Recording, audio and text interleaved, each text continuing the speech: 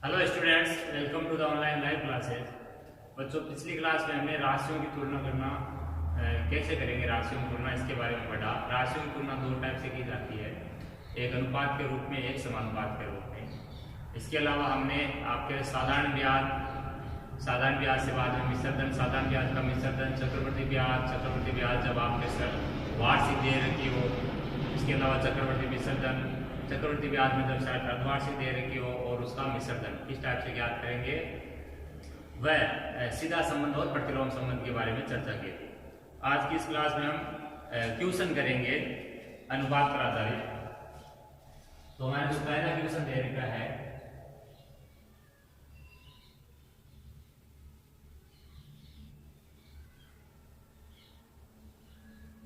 वो दे रखा है हमें निम्न अनुपात को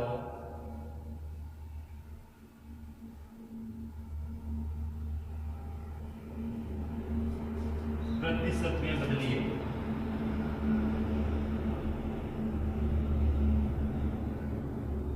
पहला क्वेश्चन हमारे अनुपात को प्रतिशत में बदलने पर आधारित है। 1:4 और दूसरा हमारा 3:4।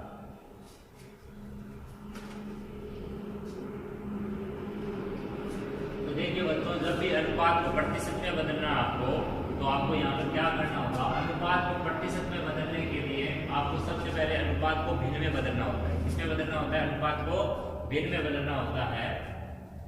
तो यहाँ पर सबसे पहले 1:4 जो दिया है उसको हम भिन्न में बदलेंगे तो 1/4 आएगा।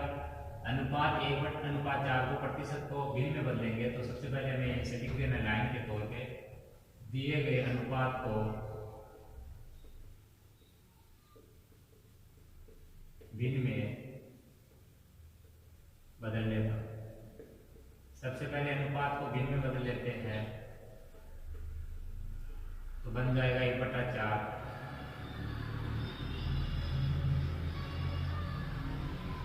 प्रतिशत में बदलने के लिए अंश में 100 से गुणा करेंगे। प्रतिशत में बदलने के लिए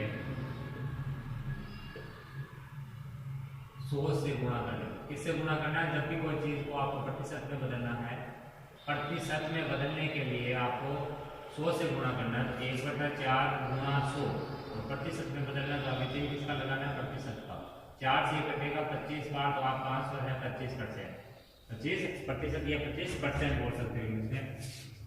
इसका हल देखिए आप, सबसे पहले आपको हल में क्या लिखना है? दिए गए अनुपात को भिन्न में बदलना है तो दिए गए अनुपात को भिन्न में बदल देता है।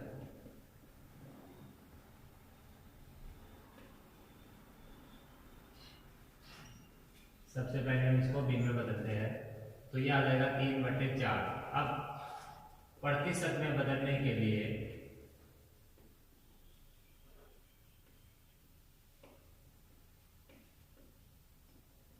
से गुणा करने पर,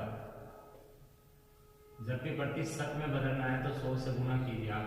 तो 3/4 गुणा 100, आगे प्रतिशत का चिन्ह लगाइए। 4 से 25 बार घटा तो यह आ जाएगा 3 गुणा 25 बराबर 75%। यह आपके अनुपात को प्रतिशत में बदलने का तरीका। नेक्स्ट क्वेश्चन देखिए,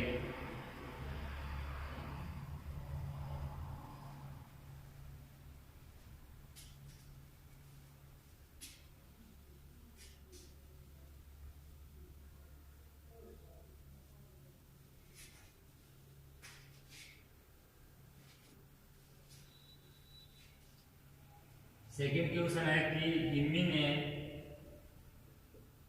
240 किलोमीटर की यात्रा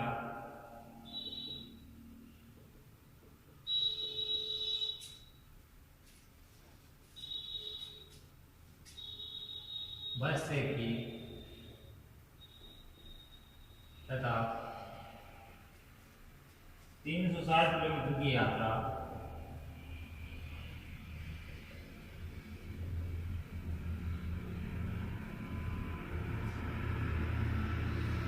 रेल से की।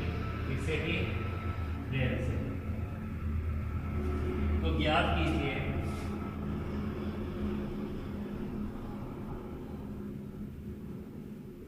इसमें एक नंबर जो पॉइंट आपको ज्ञात करना है वो है रेल द्वारा की गई यात्रा, बस द्वारा की गई यात्रा का अनुपात। रेल द्वारा, पहले नाम आए रेल द्वारा व बस द्वारा की गई यात्रा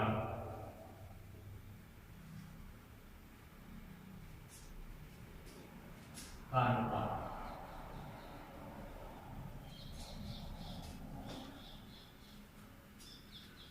हल कैसे लिखना आपको? सबसे पहले अगर रेल द्वारा है तो रेल का मान आएगा और बस द्वारा तय की गई दूरी या जो यात्रा है उसका मान बाद में आएगा। पहले जिसका नाम बोल रहा है उसी का नाम पहले आएगा। सबसे पहले लिखना क्या है? दिया गया है बस द्वारा तय की गई यात्रा बराबर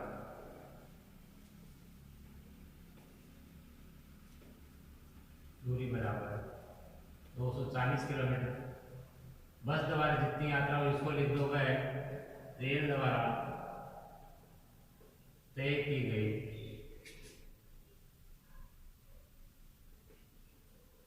यात्रा की दूरी बराबर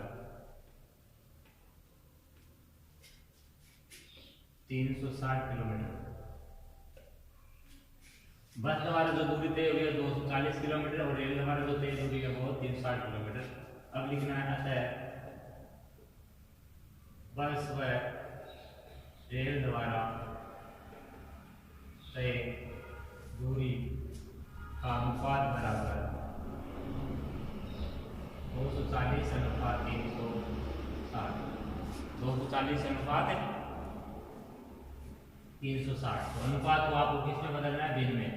जब भी आपको अनुपात निकालना दी संख्या का तो अनुपात निकालने के लिए अनुपात में लिखिए, बाद में उसको भिन्न में बदलिए। फिर जो कट रहा है उसको काटिए 12 से 2 बार, 12 से 3 बार, 2/3 या 2:3। तो आप आंसर कितना है? 2:3। एक चीज ध्यान रखिए, अनुपात की कोई भी इकाई नहीं होगी। अनुपात है उसकी कोई भी इकाई नहीं होगी आपके।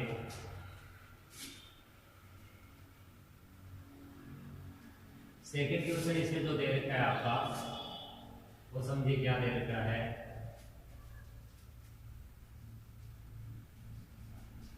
बस द्वारा रेल द्वारा तय की गई यात्रा का अनुपात। अब की बार आपको जो पूछा गया है वो बस द्वारा और रेल द्वारा। उसमें आपके पहले जो पूछा गया था वो पूछा गया था रेल द्वारा और बस द्वारा।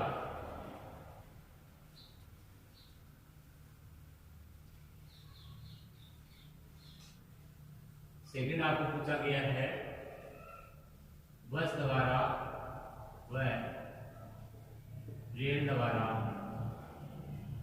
तय की गई यात्रा का अनुपात।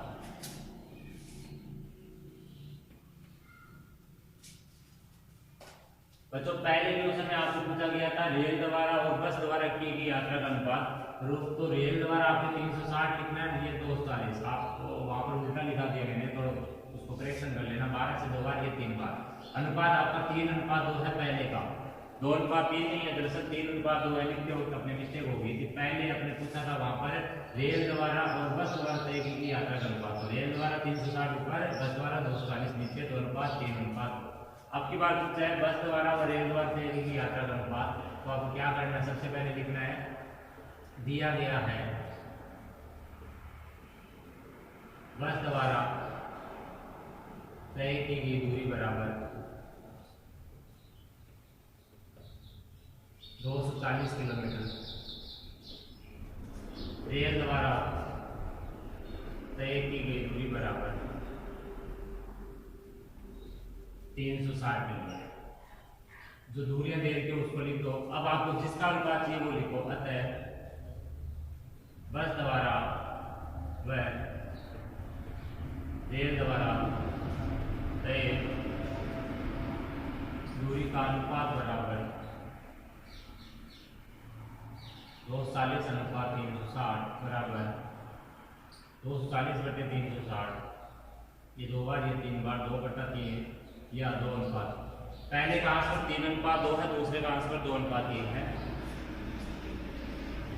अगला क्वेश्चन देखिए।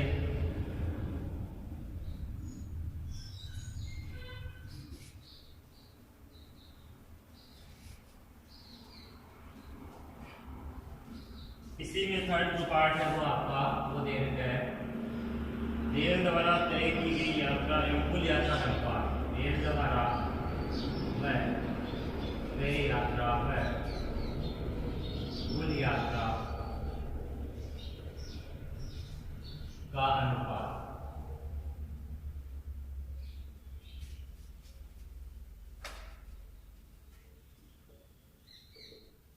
रेल द्वारा आपकी जो यात्रा है बच्चों वो है 360 किलोमीटर और कुल यात्रा जो हो जाएगी वो आपकी बस और रेल दोनों से तय की है उसके योग के बराबर हो जाएगी। तो हमें लिखना है रेल द्वारा तय यात्रा बराबर रेल द्वारा 360 किलोमीटर और फिर आके बस द्वारा वह रेल द्वारा तय कुल यात्रा बराबर 240 प्लस 360 बराबर कितना हो जाएगा 600 किलोमीटर। रेल और बस दोनों से 360 प्लस 240 यानी 600 किलोमीटर तय, रेल द्वारा 360 किलोमीटर। आपको अनुपात निकालना रेल वाले का कुल के साथ में लिखना आता है रेल द्वारा तय यात्रा व कुल यात्रा का अनुपात बराबर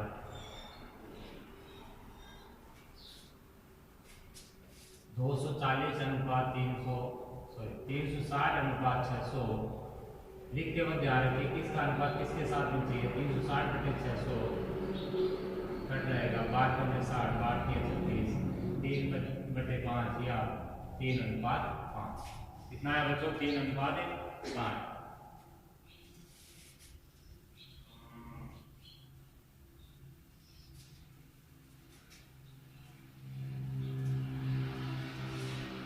अगला क्वेश्चन देखिए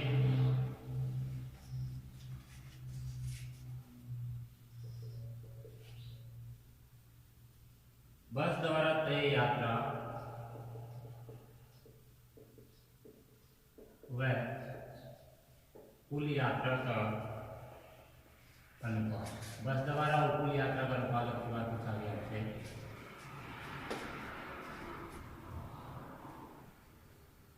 बस द्वारा तय दूरी कितनी है बस द्वारा तय दूरी बराबर बस द्वारा जो डिस्टेंस जा रही है वो है 240 किलोमीटर व बस तथा रेल द्वारा तय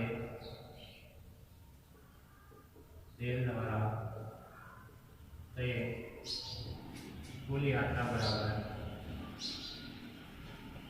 240 प्लस 360 600 किलोमीटर। अतः बस व रेल द्वारा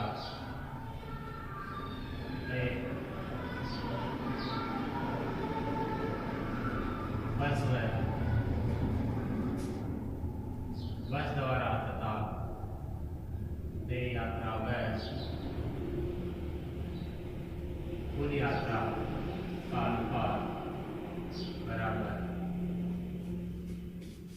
240 अनुपात 600 240 बटे 600 कटने के बाद में किया जाएगा 2 बटे 5 या 2 अनुपात 5। अनुपात कितना आएगा 2 अनुपात 5। अगला क्वेश्चन देखिए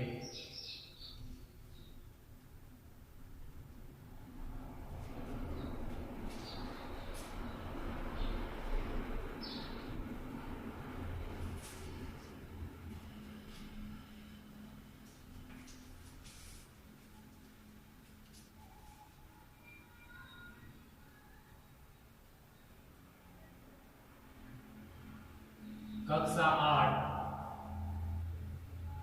के 75 विद्यार्थियों में से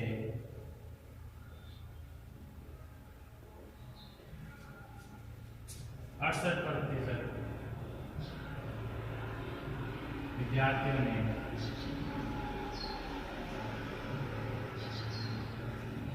गणित में ग्रेड ए हासिल की। ग्रेड ए प्राप्त की।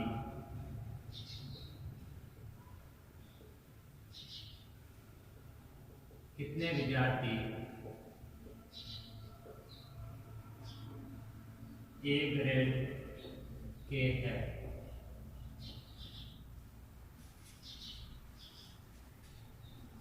देखिए बच्चों क्या दिया हुआ है, टोटल जो 60 में विद्यार्थी है वो 75 है, उसमें से 68% विद्यार्थियों ने ग्रेड ए हासिल की।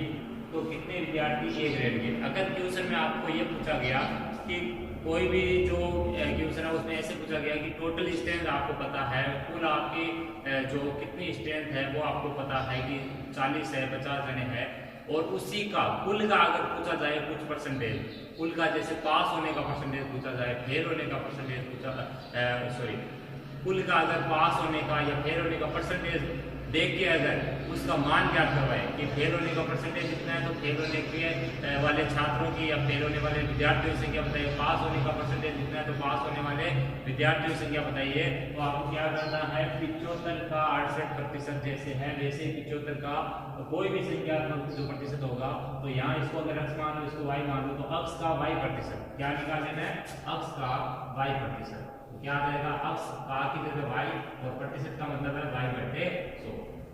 तो कहने का मतलब है दोनों मानों को गुणा करके 100 का भाग लगा देना। अब हम क्वेश्चन स्टार्ट करते हैं। तो लिखना क्या है, दिया गया है कक्षा 8 में कुल विद्यार्थी, कक्षा 8 में कुल विद्यार्थी, कक्षा 8 में कुल विद्यार्थी कितने आपके 75। गणित में ए ग्रेड लाने वाले विद्यार्थियों का प्रतिशत, विद्यार्थियों का प्रतिशत बराबर कितना दे रखा है, 68। अतः ए ग्रेड प्राप्त विद्यार्थियों की संख्या बराबर 75 का 68%। 75 का की जगह गुना 68 बटे 100, 25 से 3 बार, 25 से 4 बार, 4 से 1 बार, 4 से 17 बार, 17 गुना 3 बराबर आ जाएगा 51 विद्यार्थी। तो 51 विद्यार्थी ऐसे 75 में से जिनको क्या मिला है, ए ग्रेड मिला है। तो आज की इस क्लास को यहीं पर विराम देंगे, बाकी जो बचे हुए ट्यूशन है नेक्स्ट क्लास में करेंगे।